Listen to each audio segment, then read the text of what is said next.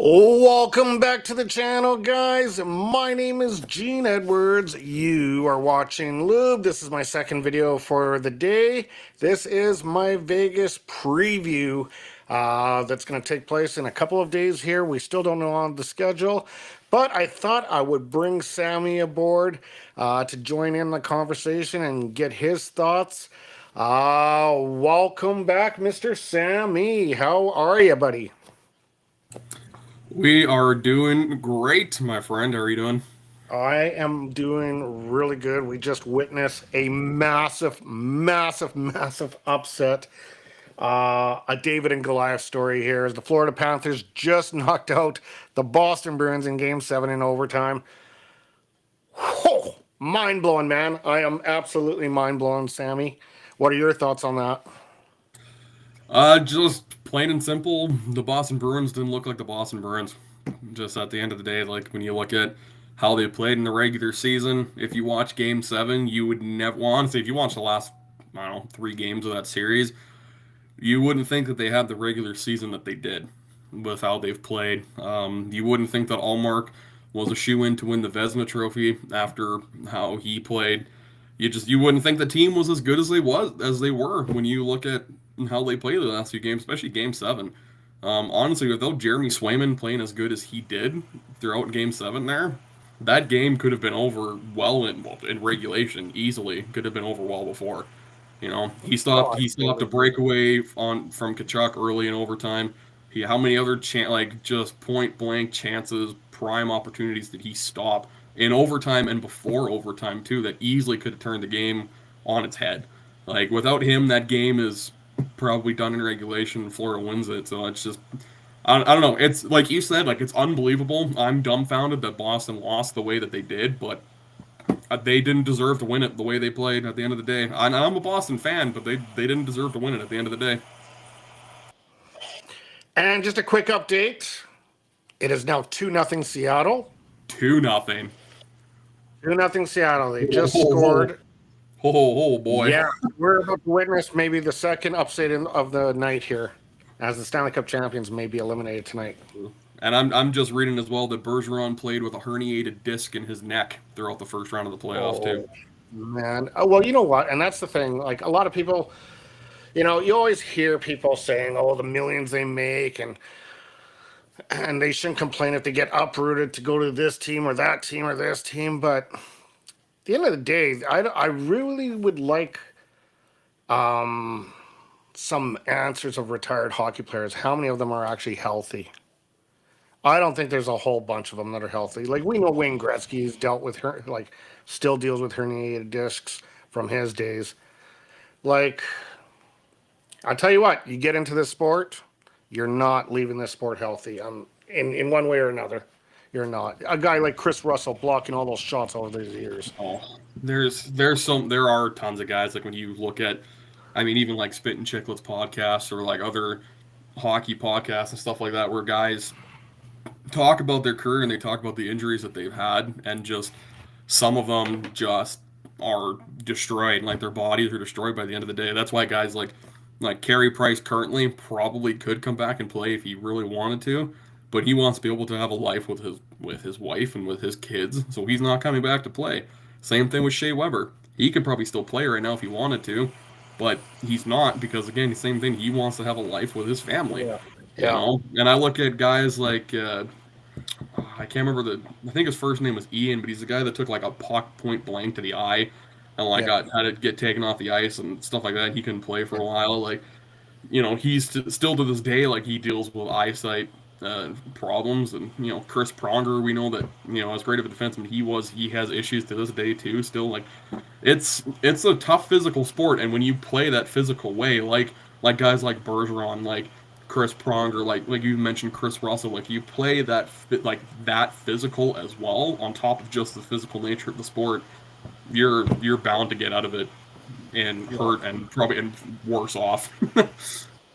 Alrighty, Sammy. Well, we're here on this episode here to discuss the Oilers and their next matchup against the Vegas Golden Knights. Now, the Edmonton Oilers have had their way with Vegas in the last few years.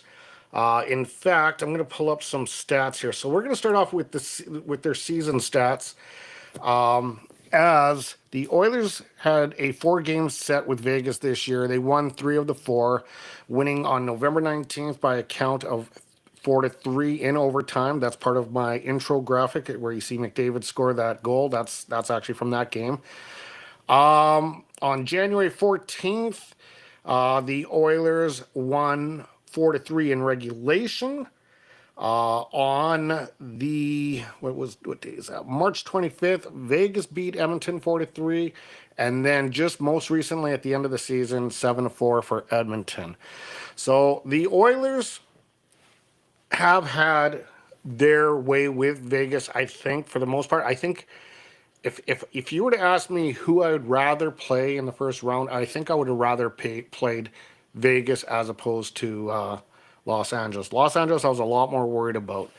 I think with Vegas, as they just came off a series which really got a lot of attention from Bonus with how the Winnipeg Jets played.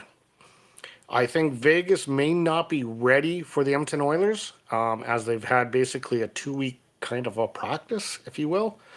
I don't want to say it's that bad for the Winnipeg Jets, but obviously Winnipeg, this isn't the first occasion that the Jets have had a coach call them out. Paul Maurice actually left the team. Okay, they need a new voice, and that was it. He was just done with them.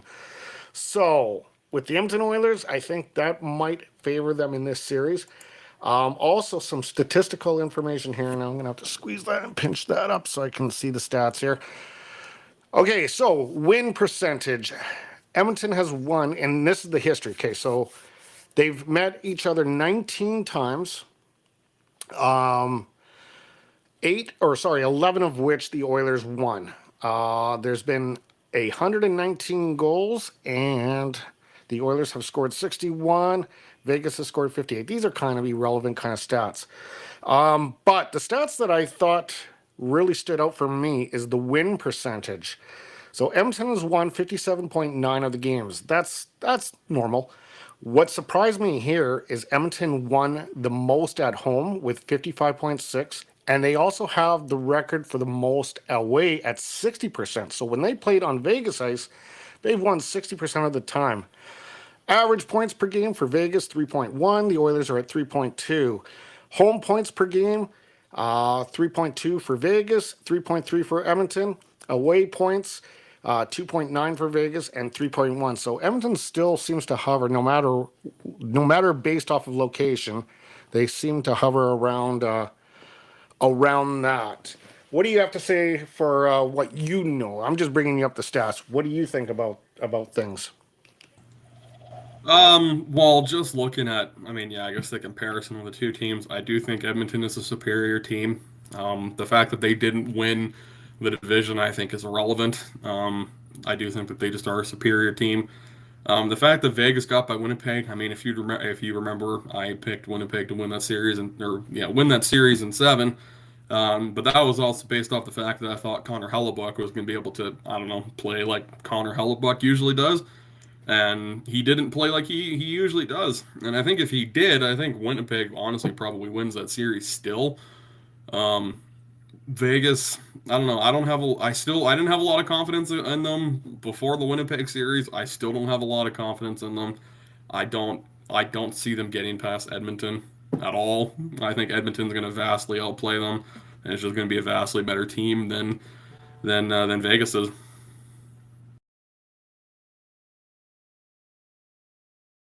All right, Sammy. So what is your prediction in this series? My prediction is the Edmonton Oilers in 5 games. Sammy, you predict the Oilers in 5 games, and I absolutely laughed at you. We actually exchanged this information about 2 hours ago, so I already knew this. And I laughed as soon as I got the text because I as well pick the Oilers in 5 games as well. Well, there you go. I just think that the fact that they played a non-impressive Winnipeg Jets, I think they're going to be a little bit rusty, and because they have home ice advantage in the series, I'm almost guaranteeing they're going to lose one of those games. Like I'm almost guaranteeing it. Like, but you know, we've seen strange things this playoffs, especially what we just witnessed tonight. So I will take the Oilers in 5 as well. I think that's a no-brainer, to be honest with you. Like the Oilers just know how to play Vegas differently, and LA. If LA would have stuck to the defensive style that they played in those first 3 games, they could have had the Oilers on the ropes too, very much so. Because those first 3 games, there was no breathing space. Those last 2 games, open ice all over the place. So anyway, right on, Sammy. So who do we got wrapped up now? We have. Okay, so we're waiting for this game and the Rangers game. That's it. Tomorrow night, the Rangers game. Yeah. So Dallas, whoever wins this series will go on to play Dallas. Right now, it looks like Seattle, Yeah. Now, and it's going to be Florida and Toronto are going to play. Florida, Toronto. And then whoever wins between the Rangers and the Devils will go on to play Carolina. Oh yeah, Um, right. And then we have Oilers, Edmonton and Vegas, and then that's it. yeah, that's it. So we'll have to do a. We'll see if we can get you together. Maybe Tuesday. Oh, I think the playoffs are. It's getting tough for us to do a second round one, so we probably won't do it. So let's do Tuesday night could work. I don't think there'll be any hockey Tuesday night. I think they're playing Tuesday night. I do think there is Think games. so? Yeah, I think so. So Maybe. let's do it right now. A quick rundown of who you think. Toronto, Florida. Toronto. Okay. It's Toronto. Yeah. I don't know, man. With the way Florida played today, I'm not going to count them out, but yeah, No, you know what? I'm going to go Florida. Really? I'm going to go Florida on that. What they did tonight impressed me enough to take them, so I'm going to go Florida. Okay, Edmonton, Vegas, we already know. We already established that. We don't have to do that one. If the score stays the same here, Seattle leading 2-0. So let's put the assumption that they are playing the Dallas Stars, Seattle versus Dallas. You got to think probably Dallas, but I mean, honestly, the way that Seattle has played Colorado, I wouldn't be surprised if Seattle beat Dallas. I still don't think Dallas is that good of a team. I think they're honestly they won the first round off the backs of Jake Ottinger and off the ridiculous performance of Rupe Hintz. So I don't know. I honestly I'd pick Seattle over Dallas, to be completely honest. Yeah, I honestly. Oh, you picked Seattle over Dallas. Oh, okay. I was I was kind of unprepared for that. Okay, no, I'm not. I'm going to take Dallas. I think Ottinger's too good of a goalie, so I'm going to take Dallas. He is the factor. Ottinger is the factor. If Dallas is to beat the kind of run and gun style and the physicality of Seattle, it'll have to be because of Ottinger. Okay, so then we got Rangers, Devils. Okay, I guess this one we'll pick based off of both teams, and they're going to be playing Oh, you know what? I think Carolina on both cases. Probably Carolina. I mean, I think the team that would give Carolina the toughest challenge would be New Jersey. But I think Carolina wins that anyway. Yeah, and I think that's it, isn't it? That is it. Yep, that would be it for the second round. All right, let's see if we got any comments here. It doesn't appear to be any comments, so I guess we'll wrap this up for tonight, Sammy. Thanks once again for joining in. As always, it's a pleasure. And maybe we can do this again in round 3 when the Oilers make it to round 3 and when they make it to round 4. And then Oilers Leafs Stanley Cup final. I'm calling it. Getting too ahead of myself. I don't want to jinx the Oilers. Right on, Sammy. Thanks, brother. We'll see you next time, buddy. For sure, man. All right. Guys, man, that Boston Bruin game today was crazy. Really, really crazy. And then Seattle leading 2-0 right now as it stands. I have the game going on in the background. It's a very interesting night of hockey. But as always, guys, stay healthy, stay happy, stay hydrated. Go Oilers, go. Bring on Vegas Golden Knights. Looking forward to it. Have a good night, guys.